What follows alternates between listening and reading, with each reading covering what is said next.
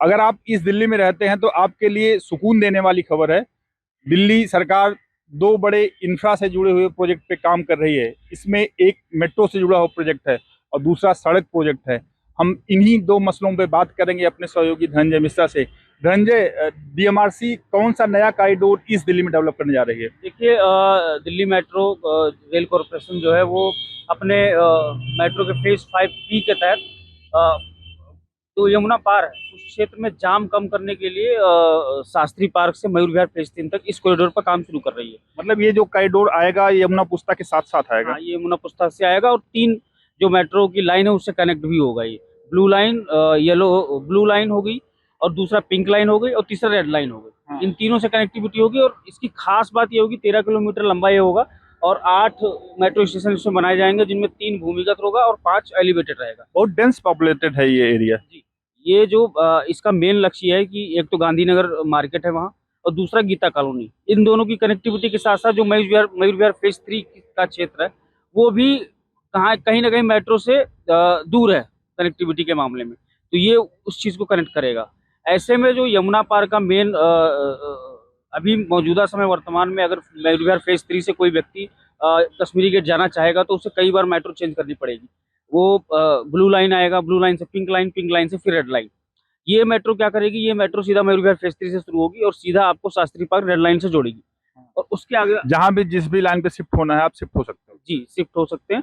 दूसरी चीज जो गांधीनगर और गीता कॉलोनी है वहाँ पे मेट्रो की कनेक्टिविटी नहीं है। लोगों को लास्ट माइल कनेक्टिविटी पे निर्भर रहना पड़ता है, उसमें भी लोग बहुत परेशान होते हैं। ई रिक्शा, हाँ, या तो शास्त्री पार्क जाएं या फिर लक्ष्मी नगर वाले पे आए, ब्लू लाइन पे आए। ब्लू लाइन पे निर्माण विहार सबसे नजदीक जबकि है। शास्त्री पार्क जाना भी टफ है और लक्ष्मी नगर आना भी टफ है। इंटरनल जो है। हाँ, और दूसरा सबसे बड़ा पिंक लाइन जो ईस्ट आजाद नगर और कृष्णा नगर को जाती है, वहाँ भी उनके लिए जाना बहुत मुश्किल भरा रहता है। तो ये इस चीज का समाधान ये करेगी कि लास्ट माइल कनेक्टिविटी तो मजबूत होगी, साथ में वहाँ जो सघन आबादी वाला क्षेत्र है उसको भी काफी लाभ मिलेगा और वाहनों की संख्या भी क्या स्टेटस है अभी इस प्रोजेक्ट का? ये जो है दिल्ली मेट्रो के जो फेज 5B है उसके तहत ये प्राथमिकता वाला कॉरिडोर है। यानी फेज 5 पे जब भी काम शुरू होगा उस पे ये इन्हीं कॉरिडोर पर पहले शुरुआत हुई। अभी तक दो फेज 5A के तहत 3 ऐसे कॉरिडोर हैं जिन पे काम शुरू भी हो चुका है। प्रधानमंत्री ने पिछले महीने इसका शिलान्यास किया था। अब इस पे दिल्ली सरकार ने कदम बढ़ाए हैं और माना जा रहा है कि 1 या 2 माह में इस पे भी काम शुरू होने की उम्मीद है। 1 या 2 महीने की बात कर रहे हो तो एक दूसरा जो प्रोजेक्ट है बारापुला एलिवेटेड कॉरिडोर जो है मयूर विहार फेज 1 को सीधे आईएनए से जोड़ देगा।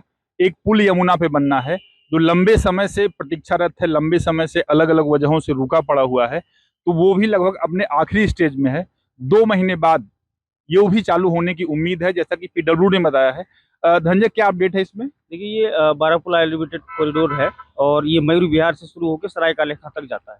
इसका सबसे जो आखिरी स्टेज है इसका। हाँ, इसका आखिरी स्टेज सरायकालेखा है। वहां से फिर वो बारापुला 2 और बारापुला 1 जो तीनों उनसे कनेक्ट हो जाएगा, तो ये कनेक्टिविटी सीधी हो जाएगी। इस जो प्रोजेक्ट है ये 2014 का प्रोजेक्ट है और इसे 2017 में पूरा होना था, लेकिन कई सारी अड़चनें थी। उसमें भूमि अधिग्रहण, फिर उसके बाद पेड़ों की अनुमति ना मिलना, ये 2 कारण सबसे मेन प्रमुख हैं। बहुत टेक्निकल इसलिए भी था कि यमुना रिवर बेड में ही पूरा इसका निर्माण होना था, तो कई सारी चीजें एनओसी लेनी थी उसमें, जैसे इन्वायरमेंटल बहुत बड़ा था इशू उसका। पिछली बार 2023 में जो बाढ़ आई थी उससे भी इसका काम रुका हुआ था। अब इसकी गति मिली है और सिविल कार्य जो ढांचागत बुनियादी काम है वो सारे पूरे हो चुके हैं। जो साइन बोर्ड लगाना है इस पे काम चल रहा है। तो दिल्ली सरकार ने ये लक्ष्य रखा है कि हम इसे 30 जून तक हर हालत में पब्लिक के लिए शुरू कर दें। मतलब 1.5 महीने के भीतर भीतर ये चालू होने की उम्मीद है। और ये जब चालू हो जाएगा तो न सिर्फ दिल्ली वालों को, स्पेशली ईस्ट दिल्ली वालों को, बल्कि नोएडा और गाजियाबाद से जिनको आईएनए की तरफ जाना है उनको भी सहूलियत होगी। वो आसानी से सिग्नल फ्री सफर इस कॉरिडोर के थ्रू कर सकेंगे। अभी के लिए बस इतना ही। वीडियो जर्नलिस्ट जी पाल के साथ मैं संतोष कुमार, अमर उजाला के लिए नमस्कार। आपके राज्य की खबरें, आपके शहर की खबरें सबसे पहले जानने के लिए देखते रहें अमर उजाला। चैनल को सब्सक्राइब जरूर कर लें और पाएं हर अपडेट।